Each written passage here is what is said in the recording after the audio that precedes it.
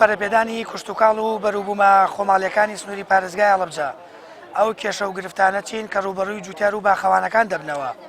حکوومەت چۆن هاوکاری جوتیار و باخەوانەکان دەدات بۆ ئەوەی بەرەمی کوشتتوکاڵی و بەروبوومی خۆماڵی بەرەو پێش بچێت. لەم بەرنامە تایبەتەدا لەگەڵما بن.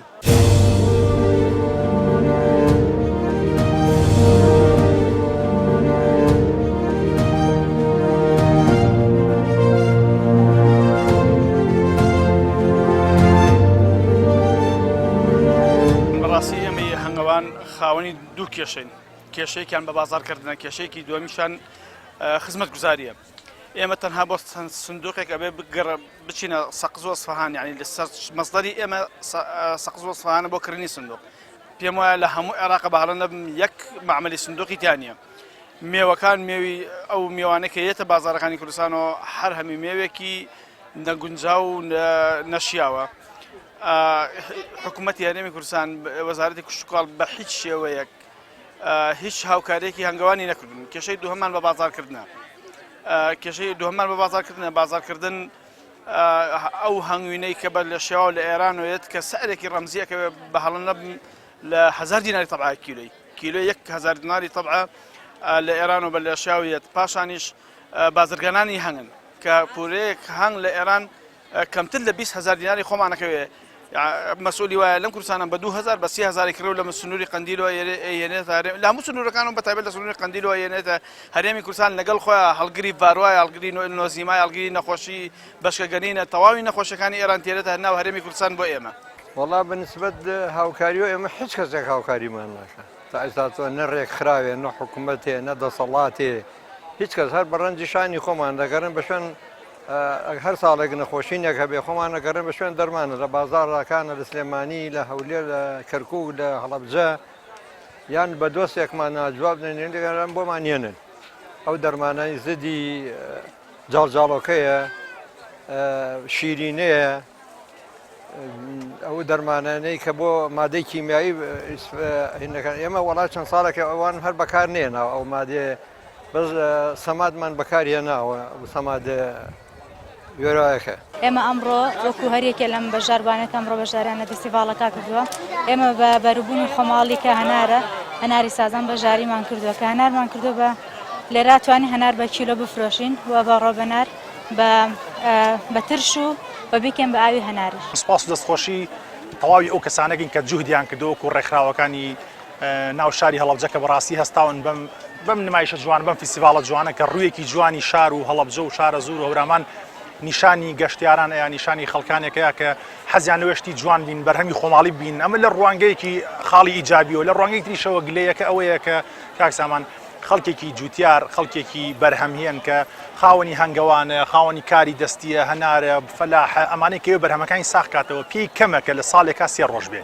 ئەمە خاڵە سەلبیەکەیە کە لێرەیە بە دەرەکەوێ. ئێمە ڕووی دەممان لانی پەیوەنددارە بە تایبەت کە لانی کەم لە ساڵێکە یان 2 مانگ جارێ لە وەرزەکانە بەڵێ ناوەکە ناوی فستیڤاڵی هەنارە. هەنار ئەگەر بڵێ وەکو نمونەی وەرگیراوە هەموو بەرهەمە خۆماڵیەکان ئەبینی ئەمڕۆ هەمووی لێرە هەیە.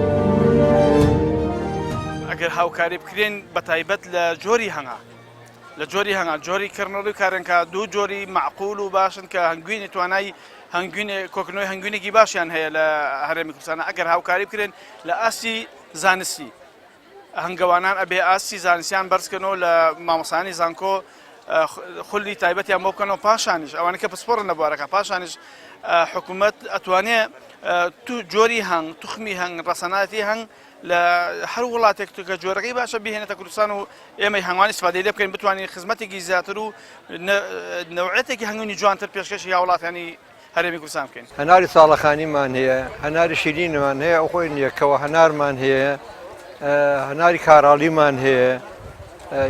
برام بتۆ بڵێ هەناری کەشمان هەیە، پێڵێن خۆمان ترشە هەنار.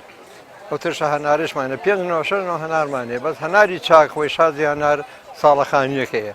ئەو هەنارەیش هاتووە پێڵێن ئەمریکیەکە، ئەو هەنارە ئەمریکا قەڵەمەکاتەوە، بەس ئەوە وەرە جوان ناوەکەی جوانە بەڵام ناوی زۆر هەیە یعنی بڵێن تێکوڵەکەی ناوی کەڵەشێرەکەی ناوی تێکوڵی زۆرە دەنیکی کەمە بەس شازی هەنار لە منتیقی خۆمان هەورامان و شارە زۆر حتاکەتە لادەکان سازان و ڕەشا و ئەمانە شازی هەنار خۆی بە ساڵەخانیە هەمووی خۆمانەیە بەهامی کوردیمان لایە تشە سماقمان لایە هەنجیرمان لایە گوێزی هەورامانمان لایە هەنگوینی ئەسڵمان لایە ڕووبە هەنار دۆشاوی ترێ هەمووی خۆماڵیە دۆشاوی هەنار هەمووی هی خۆمانەیە کوردی خۆمانە هەر لە نی هەڵەبجەیە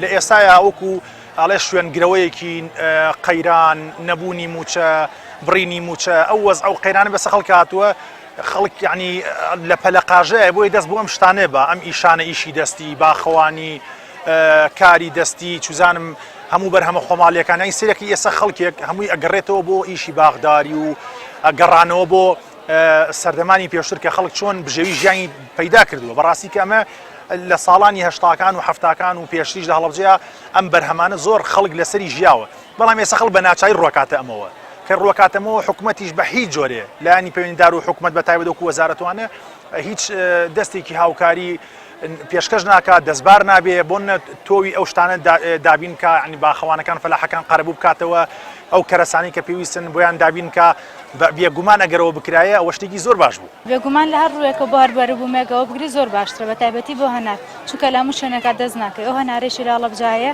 لە هیچ شارێکی هەرێمی شانێتا بە دەرەوەبە مەسان بڵێ من لەوانەیە ساڵی 30 تەن هەنارم هەیە ئەگەر حکوومەت یارمەتیم با ئەو 30 تەنە بێ بە 60 ئێمە هاوکاری وەڵا وەکو سەماد وەکو یارمەتی کریەکارمان بە یارمەتی من سا ئەم ساڵ حسێبم کردو بە دەفتەر خۆم حسێبم کردو 3 ملیۆن و 500 بەس بە کریەکارەوە ئێمە نەک خۆمان ئیسفادەی لێکەن خەڵکی کەی ئیسفادەی لێکە بەقاڵ ئیسفادەی لێکە کرێکار ئیسفادەی لێکە فەلاح ئیسفادەی لێکە ینی بەرووبوومەکەی ئێمە هەر بۆ خۆمان نییە ئیسفادەمان بۆ خەڵکی تریش زۆرە.